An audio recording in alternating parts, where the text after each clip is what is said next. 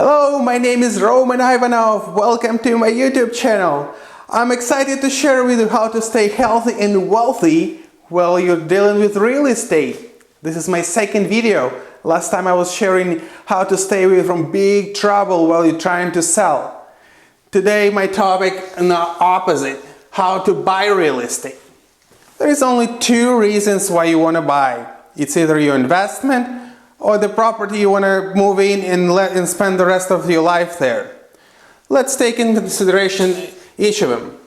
Hey, investment becoming a really popular way of making money, but you still have to consider it as your job. At the end of the day, you have to get paid. It's like making these steps that are going to be talking to you, and then at the end, it should be paycheck.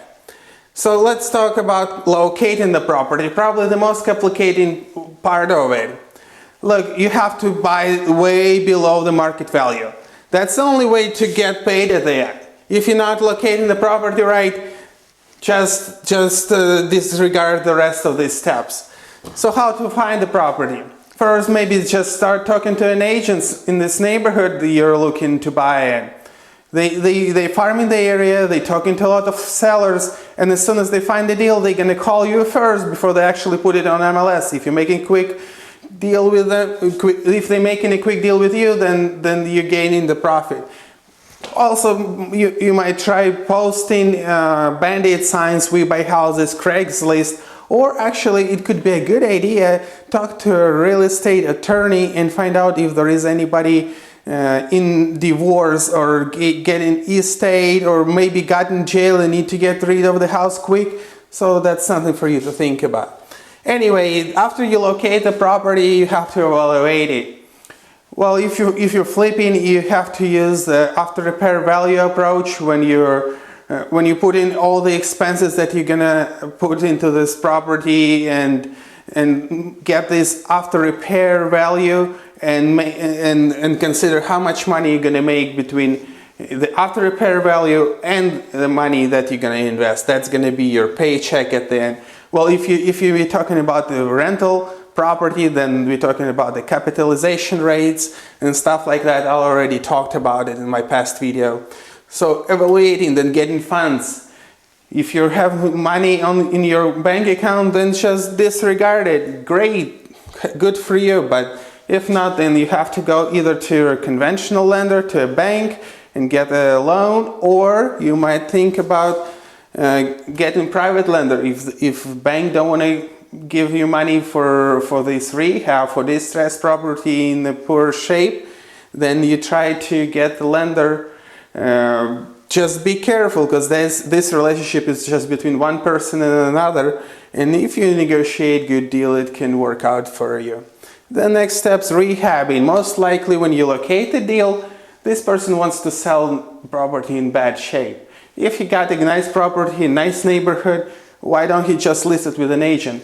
He wants to sell it quick and most likely in bad shape. So rehabbing, dealing with contractors, I always recommend hiring a project manager if you've never done this before. It's really complicated process, but if you get a good project manager, you get your money at the end of the day.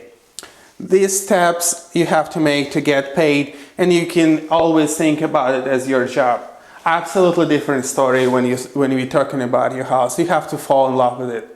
It's absolutely different approach. It's not about getting a deal, even if you always have to negotiate the best price and terms on this contract. You have to start with pre-approval. Go to the bank. It's like going to the store without your wallet. You have to make sure you have money and they're gonna fund you. Second, interview an agent. You have to click with the guy. This guy is gonna be everything for you through this process.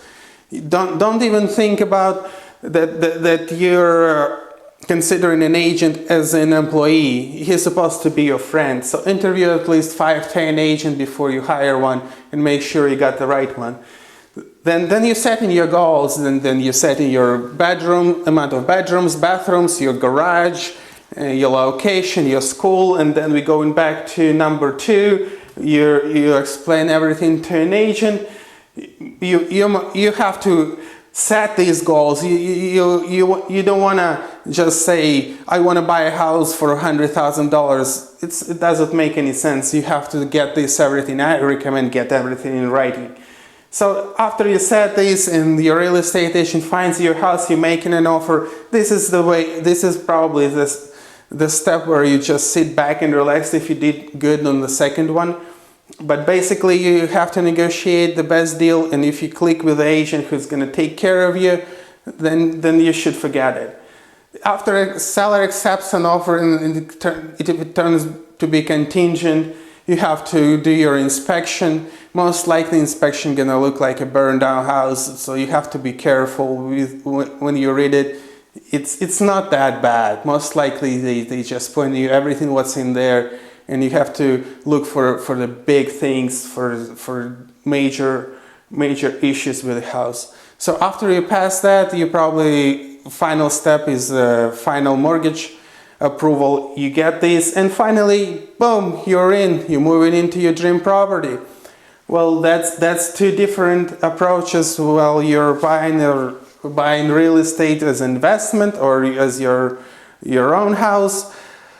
Don't try to mix it together. I'm not talking about this situation where people buy a duplex and they live in one part and they rent in another. That's absolutely fine. But what I'm saying is, when people trying to buy investment property and they not even considering this as a job, then they most likely fail and lose money, which I'm trying to guide you out, and I want you to make money on it. So I hope this video was useful and helpful. Please like it down below, and I'll see you next time.